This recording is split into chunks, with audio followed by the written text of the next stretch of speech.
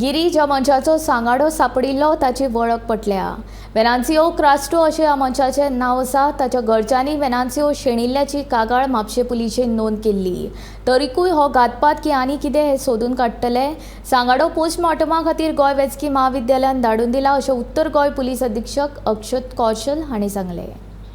कल हमारे पास एक फ़ोन कॉल आया था जिसके अंदर पता चला था कि किसी की स्केलेटन रिमेन्स एक ओपन फील्ड में गिरी में पड़े हुए हैं।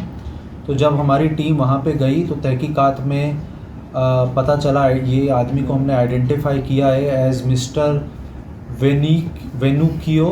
उम्र इनकी 50 साल है। रहने वाले ये गिरी मापसा के ही हैं, जो 5 मार्च से मिसिंग थे। इनकी मिसिंग रिपोर्ट दर्ज थी मापसा पुलिस स्टेशन के अंदर।